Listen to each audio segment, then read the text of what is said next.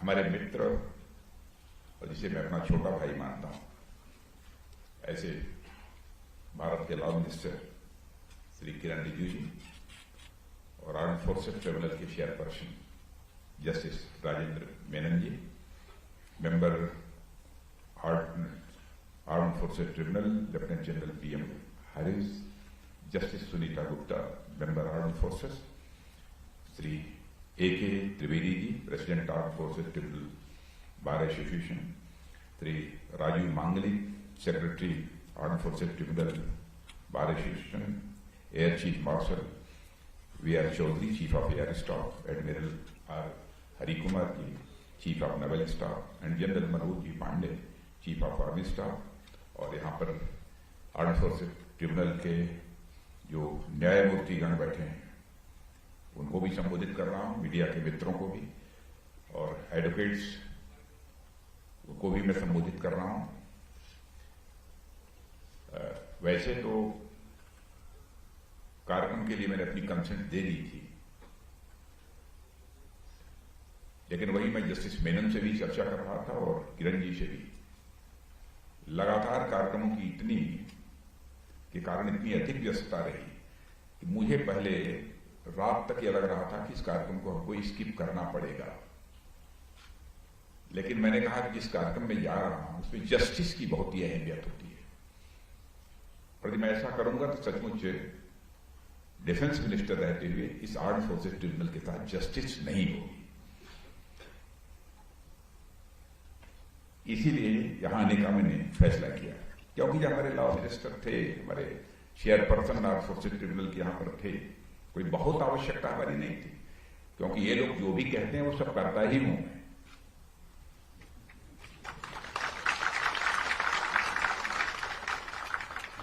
और एक जब मैं इसके टॉपिक को मैंने देखा, इंट्रोस्पेक्शन आर्म फोर्सेस ट्रिब्यूनल, थोड़ी सी रुचि हमारी बढ़ी। इंट्रोस्पेक्शन की मनुष्य के जीवन में क्या अहमियत होती है यह बताने की कोई जरूरत नहीं है, लेकिन इंट्रोस्पेक्शन करते हुए भी हमको बचना चाहिए। प्रोबेबिलिटी एरर बनी रहे, प्रोबेबिलिटी ऑफ एरर बनी रहती है इंट्रोस्पेक्शन में भी। फिर इंट्रोस्पेक्शन करते समय भी हम सबको कासत रहने की जरूरत है, और इस इंट्रोस्पेक्शन करने के लिए आप लोगों ने यह सेमिनार आयोजित की है। इसके लिए मैं arm forces tribunal bar association को अपनी तरफ से मैं बधाई देना चाहता हूं, क्योंकि बहुत बड़ी बात है। भगवान बुद्ध ने भी कहा है अप दीपो भव, मानी अपना दीपक स्वयं बनो, और यही संदेश उन्होंने मानवता को भी दिया है। और हमारे यहां तो आत्मावलोकन, इंट्रोस्पेक्शन की बहुत ही एक पुरानी परंपरा चली आ रही है। कबीर जी का भी एक दोहा सुना होगा आपने, बुरा जो देखन मैं चला, बुरा न मिला कोई, बुरा जो दिल खोजे आपना, मुझसे बुरा न कोई। यही इंट्रोस्पेक्शन है। हमारे देश के ऋषियों और मनीषियों ने भी बहुत पहले से इन सब सारी चीजों पर विचार किया है, और क्या करना चाहिए व्यक्ति को, क्या करना चाहिए समाज को, इसके संबंध में उन्होंने अपने व्यूज भी दिए। इसी तरह महात्मा गांधी भी कहा करते थे, if you could change ourselves the tendencies in the world would also change. यह महात्मा गांधी ने भी कहा। तो वह भी अपने अंदर झांकने और अपने कर्तव्यों के प्रति उन्मुख होने अथवा इंट्रोस्पेक्शन की ही बात करते हैं। और जब आज हम अमृत काल में प्रवेश कर रहे हैं, और आपने लाल किले के प्राचीर से हमारे प्रधानमंत्री के भी भाषण को सुना होगा, उन्होंने 5 प्रण लेने की बात कही है। विकसित भारत, दास मानसिकता से मुक्ति, अपनी विरासत पर गर्व, एकता के प्रण के फाउंडेशन में देशवासियों से कर्तव्य परायणता की भी वो बात करते हैं। कर्तव्य परायणता का जहां तक प्रश्न है, दरअसल हमारे अंदर ही का ही यह एक गुण है, और इसे हम तभी अपने जीवन में उतार सकते हैं जब हम अपने कर्तव्यों को समझ सकेंगे, और इसे समझने के लिए हमें अपने अंदर झांकना होगा, यानी इंट्रोस्पेक्ट करना होगा। इसे ही आत्मावलोकन कहते हैं।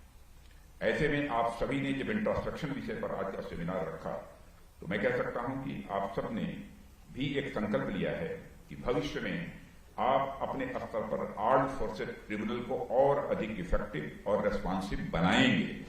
यह आपने संकल्प लिया है। शायद इसीलिए introspection of the armed forces tribunal पर सेमिनार यहां रखा है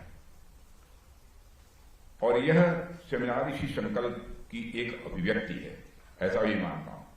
मुझे याद है कि जब मैं पढ़ता था और उसके बाद जब थोड़ा सा टीचर वगैरह बनने के बाद भी जब कहीं भी सेमिनार और सिंपोजियम होता था तो स्वाभाविक रूप से हमारी रुचि रहती थी सुनने की और नोट बनाने की। मैं वहां पर पहुंच जाया करता था, हमारी रुचि रही। इसलिए सेमिनार, ये इंफ्रास्ट्रक्चर इस नाम से ही इसी कारण में आ गया है।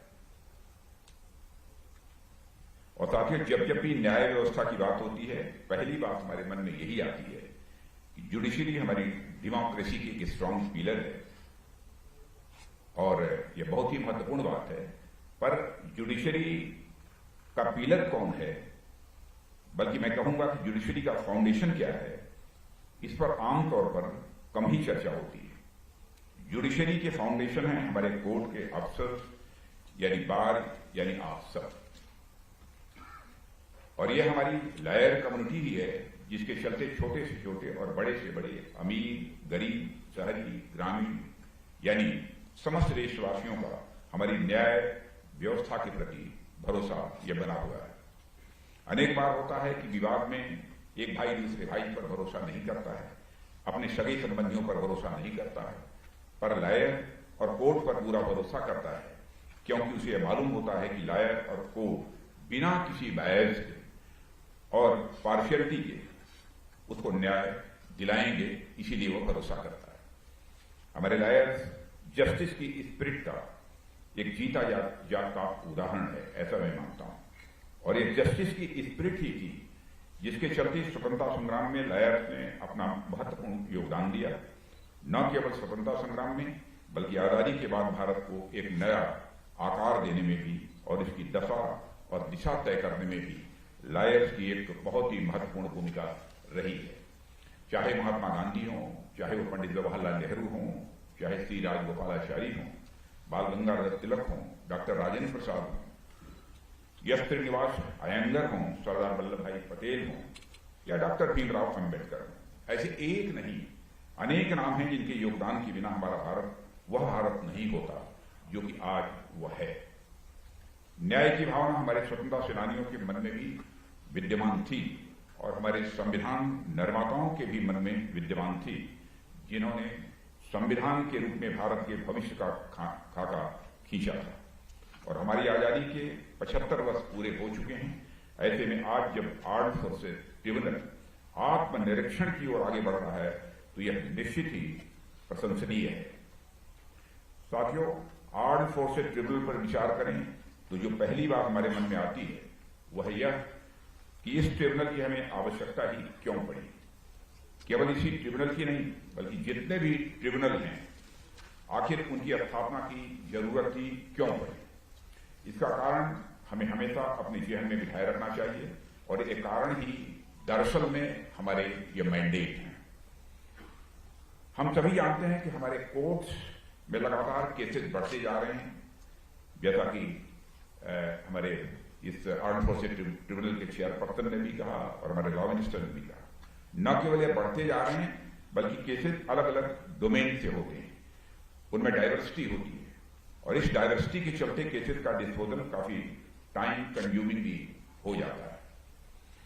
परिणाम यह होता है कि तारीख पर तारीख लगती जाती है और केसेस की पेंडेंसी भी बढ़ती जाती है। कई बार तो कोर्ट कचहरी के चक्कर में पड़कर इंसान का सब कुछ खत्म हो जाता है पर मुकदमा खत्म नहीं होता। लेकिन आर्म्ड फोर्सेस ट्रिब्यूनल में संभवतः उतनी वैसी बहुत स्थिति नहीं होगी, लेकिन फिर भी समय तो कुछ ना कुछ कभी कभी कुछ केसेस में लग ही जाता है। लेकिन हमारे आर्म्ड फोर्सेस ट्रिब्यूनल के चेयरपर्सन ने इस ओर बहुत ही अधिक ध्यान दिया है। मुझे मालूम है कि आप सब बहुत अच्छे, ईमानदार और कर्तव्यनिष्ठ लॉयर्स हैं और हमारे एक मित्र, एक मैं घटना की चर्चा करना चाहता हूं, बताते हैं कि एक वकील साहब ऐसे थे जिनकी चर्चा वैसे वकील साहबान के बारे में बहुत ज्यादा इधर होती है, बहुत खींच खींच कर अपना ऐसे ही मुकदमे की तारीख जो है आगे बढ़ाया करते थे। मुकदमा स्वाभाविक है, खत्म नहीं होगा तो आमदनी बढ़ती ही है, यह भी सच्चाई है। और जब उनकी अवस्था बहुत अधिक हो गई है तो लंबे से समय से चला आ रहा मुकदमा उन्होंने सनील को अपने दामाद को हैंडओवर कर दिया कि भाई अब तुम देखो। महीने भर के बाद दामाद जी भी खुशी खुशी आए और सूचना दी कि पिताजी जो केस लड़ने की जिम्मेदारी आपने हमारे कंधों पर दी थी उसका निपटारा हमने कर दिया। वकील साहब अपने दामाद पर बेहद नाराज हो गए कि तुमसे बड़ा बेवकूफ कौन होगा। बोले कि मोर किस मुकदमे के दम पर दादा हमारी पूरी जिंदगी गुजर गई और तुमने ये मुसीबत कर दी, तुरंत मामले का निस्तारण करा दिया। भगवान ही तुम्हारा मालिक है। वैसे यह कहानी शायद लोगों के मनोरंजन के लिए ही बनी होगी अथवा लोग चर्चा करते हैं, मैं ऐसा मानता हूं। पर वास्तविकता यह है कि हमारी वकील बिरादरी की निष्ठा और उस पर उनके जुडिशियस नेचर पर मैं कोई क्वेश्चन मार्क नहीं लगाना चाहता हूं। लोगों में जुडिशरी के प्रति भरोसा अगर बरकरार है तो उसके पीछे लायर कमेटी का भी एक मेजर कंट्रीब्यूशन है, इसे नकारा नहीं जा सकता। हालांकि यह भी सही है कि कभी संसाधनों के अभाव में तो कभी प्रोसीजरल डिलेज के चलते काफी बड़ी संख्या में केसेस का भी निस्तारण नहीं हो पाता है। यह भी सच्चाई है, इसे भी हमको मानना पड़ेगा। आज की डेट में हम देखेंगे तो जैसा कि हमारे लॉ मिनिस्टर किरण जी कह रहे थे कि 5 करोड़ केस देश भर में पेंडिंग, क्यों यही है ना, पहुंचने वाले हैं और इसकी प्रतीक्षा की जा रही है कि हो जाए। ऐसे में डोमेन स्पेसिफिक ट्रिब्यूनल्स की परिकल्पना की गई, इसीलिए ट्रिब्यूनल्स की कल्पना की गई है। ये specialised tribunals domain specific cases को शीघ्रता से डिस्पोज ऑफ करने में ये अधिक सक्षम होते हैं। और मैं कहना चाहूंगा under the chairmanship of justice Menon यह आर्म्ड फोर्सेस ट्रिब्यूनल इस काम को कर रही है। वैकेंसीज हैं, लेकिन वैकेंसीज को फिलअप करने का भी काम लगभग पूरा हो चुका है और सारी वैकेंसी जल्दी फिलअप हो जाएंगी अभी चीज प्रोसेस में। ट्रिब्यूनल्स की इंपॉर्टेंस का जहां तक सवाल है, ट्रिब्यूनल्स की इंपॉर्टेंस का अंदाजा इसी से लगाया जा सकता है कि हमारे कॉन्स्टिट्यूशन के एक्सेप्टेंस के साथ ही ट्रिब्यूनल एग्जिस्टेंस में आने शुरू हो गए थे उसी समय। Income tax appellate tribunal, central administrative tribunal, administrative tribunal, इसी तरह वाटर डिस्प्यूट ट्रिब्यूनल, मैंने कई ट्रिब्यूनल्स एग्जिस्टेंस में आए। कंज्यूमर डिस्प्यूट ट्रिब्यूनल भी बना और बदलते समय के अनुरूप न्याय संबंधी आवश्यकताओं को पूरा करने में ट्रिब्यूनल्स की महत्वपूर्ण भूमिका रही है। और मैं यह मानता हूं कि ट्रिब्यूनल्स की यह भूमिका आगे और अधिक बढ़ने वाली भी है। मित्रों, हम सब यह जानते हैं कि कोई भी व्यक्ति कोर्ट की शरण में तभी लेता है जब उसके अधिकारों को प्राप्त करने के सारे अन्य रास्ते बंद हो जाते हैं और यह बड़ी आशा के साथ कोर्ट और लायर्स के पास आता है। अब ऐसे में अगर उसको न्याय मिलने में देरी होती है तो स्वाभाविक रूप से देश की न्याय व्यवस्था से उसका भरोसा डिगने लगता है और किसी के साथ अन्याय होना केवल इंडिविजुअल और तात्कालिक प्रभाव वाला ही नहीं होता है, बल्कि यह न्याय न पाए हुए आदमी के साइकी पर भी प्रभाव डालता है और उसके सामाजिक रूप से दूरगामी नकारात्मक परिणाम भी होते हैं। उसे पूरी न्याय व्यवस्था, पूरा समाज और पूरा राष्ट्र जैसे अन्यायी दिखने लगता हो। सबने हमारे साथ अन्याय किया है, वो ऐसी फीलिंग उसके अंदर डेवलप होती है। इसलिए हमारी परंपरा में जस्टिस को अत्यंत महत्वपूर्ण स्थान प्राप्त है। मैं कहूं कि बहुत ही विशिष्ट स्थान प्राप्त है, यह भी कहना आक्षेपपूर्ण नहीं होगा। हमारे यहां कहा भी गया है, न्यायमूलम सुराज्यम स्यात्, यानी सुराज्य का आधार ही, मूल आधार ही न्याय है। अगर न्याय में कोई बाधा पड़ती है अथवा न्याय के ऊपर अन्याय को यदि प्रश्रय मिलता है तो सुराज्य को डस्ट होने से कोई बचा नहीं सकता। और हमारी हिस्ट्री और लिटरेचर में अनेक ऐसे उदाहरण मिलेंगे जो इनजस्टिस के कारण हुए विनाश की कहानी कहते हैं।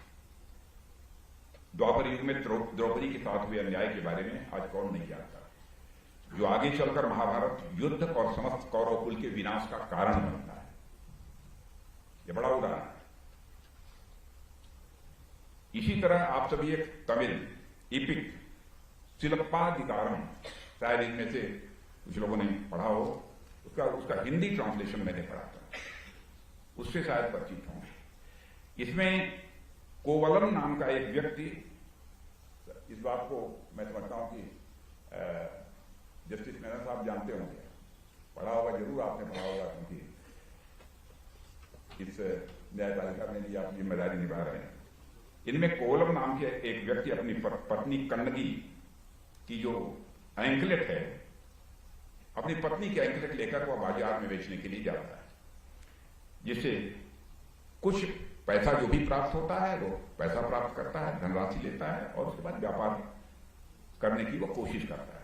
पर होता क्या है, ठीक वही एंकलेट से मिलता जुलता एक वहां की जो महारानी थी, कुछ दिन पहले उनकी एंकलेट, उससे मिलती जुलती एंकलेट थी, महारानी की एंकलेट चोरी हो गई। कोवलम दुर्भाग्यवश उसी व्यापारी के पास पायल लेकर जाता है, वो एंकलेट को लेकर जाता है जिसने रानी की एंकलेट को चुरा लिया, उसी के पास लेकर जाता है। अब कोवलम के साथ मिलती जुलती एंकलेट देखकर वह व्यापारी बहुत खुश होता है, और व्यापारी अपने बचने और इनाम पाने के लालच में कोवलम पर रानी की एंकलेट की चोरी का आरोप लगाता है और उसे राजा के समक्ष प्रस्तुत करता है। राजा बिना कुछ सोचे समझे सीधे उसको जो है कोवलम को मृत्युदंड की सजा दे देता है। यह कहानी है। अब कोवलम की मृत्यु का पता कन्नगी को लगता है, पत्नी को। वह राजा को कंडेम करती है और श्राप देती है, जिसमें पांड्य राजा की मृत्यु होती ही है, साथ ही मदुरई का उसका संपूर्ण राज्य भी जलकर खाक हो जाता। आह की, वेदना की, आग कितनी प्रचंड होती है, तो जिसे कहते हैं प्रबल होती है, कि हम कल्पना कर सकते हैं प्रसंग के माध्यम से। ये प्रसंग बताते हैं कि समाज और राष्ट्र में न्याय का क्या महत्व होता है, उसे सुनिश्चित करने का राज्य का हर संभव प्रयास होना चाहिए। यूनाइटेड नेशंस का universal declaration of human rights भी हर एक व्यक्ति के न्यायिक अधिकारों की बात करते हुए कहता है कि everyone is entitled in full equality to a fair and public hearing by an independent and impartial tribunal in the determination of his rights and obligations and of any criminal charge against him. यह उल्लेखनीय है कि हमारे tribunals इसमें अपनी महत्वपूर्ण भूमिका का निर्वाह कर रहे हैं। साथियों, हमें यह ध्यान रखना चाहिए कि दुनिया के कुछ ही देश ऐसे हैं जहां उनकी आर्म्ड फोर्सेस के लिए एक डेडिकेटेड ट्रिब्यूनल है। सभी जगह ऐसा नहीं है। यह हमारे लिए बहुत ही गर्व की बात है कि हमारे पास न केवल एक ऐसा ट्रिब्यूनल है, बल्कि पीछे मुड़कर देखें तो हम पाएंगे कि भारत ने इस इनिशिएटिव के साथ एक अच्छा प्रदर्शन किया है, अच्छी तरह परफॉर्म भी किया है। यह अत्यंत महत्वपूर्ण है कि भारत में आर्म्ड फोर्सेस ट्रिब्यूनल के पास ओरिजिनल और एपिलेट दोनों ज्यूरिडिक्शन है, जबकि आज भी इंग्लैंड और अमेरिका जैसी डेवलप्ड कंट्रीज में उनके पास अपनी आर्म्ड फोर्सेस संबंधित मामलों से निपटने के लिए ओरिजिनल पावर्स नहीं है। सरकार इसे और अधिक रेस्पॉन्सिव बनाने के लिए कमिटेड है और लगातार ये सरकार उस दिशा में प्रयास भी कर रही है, ताकि जिन उद्देश्यों की प्राप्ति के लिए ट्रिब्यूनल बनाए गए थे, उन उद्देश्यों की प्राप्ति हो सके। आर्म्ड फोर्सेस ट्रिब्यूनल ने अपनी अब तक की यात्रा में सर्विंग सोल्जर्स और एक्स सर्विसमैन की लेजिटिमेट एस्पिरेशंस को पूरा करने में बहुत ही महत्वपूर्ण भूमिका निभाई है।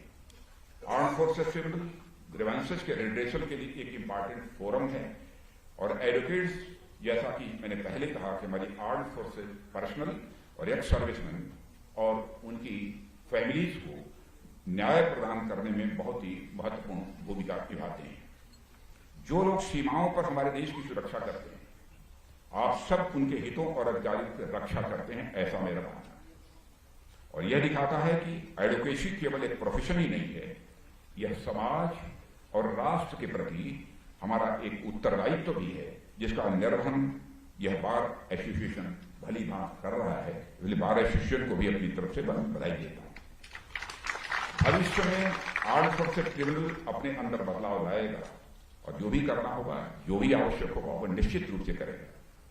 क्योंकि जस्टिस मेनन को मैं केवल जब से ट्रिब्यूनल की चेयरमैन बने हैं तब से नहीं जानता हूं, बहुत पहले से इनको जानता हूं। इसलिए मैं इस संबंध में पूरी तरह से आश्वस्त हूं और मैं गवर्नमेंट की तरफ से कहना चाहता हूं, जो भी आपको इसमें रिफॉर्म करना हो उसमें गवर्नमेंट की तरफ से भरपूर सहयोग आपको प्राप्त होगा।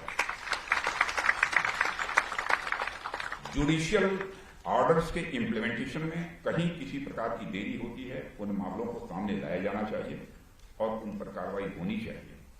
और यह अत्यंत महत्वपूर्ण है कि किसी भी पर्सनल को न केवल न्याय प्राप्त हो बल्कि समयबद्ध तरीके से न्याय प्राप्त हो, यह आवश्यक है। कहा भी गया है कि जस्टिस डिलेड इज जस्टिस डिनायड। और हमने एक सिस्टमेटिक प्रोसीजर डेवलप कर टाइमली जस्टिस डिलीवरी को अपने चार्टर में लाने का हमें प्रयास करना चाहिए। हालांकि ऐसा करते समय हमें अत्यंत सावधानी बरतने की भी जरूरत है, अन्यथा जस्टिस हरी जस्टिस बरी का भी एक खतरा बना रहता है। ऐसे में टाइम और प्रोसीजर के बीच बैलेंस बनाते हुए चलना, मैं मानता हूं कि आज के समय की एक महत्वपूर्ण मांग है। जस्टिस की टाइमली डिलीवरी न केवल आर्म्ड फोर्सेस ट्रिब्यूनल पर बोझ कम करेगी बल्कि इसके प्रति उन सैनिकों में विश्वास जगाएगी जिन पर यह पूरा का पूरा राष्ट्र पूरी तरह से विश्वास करता है।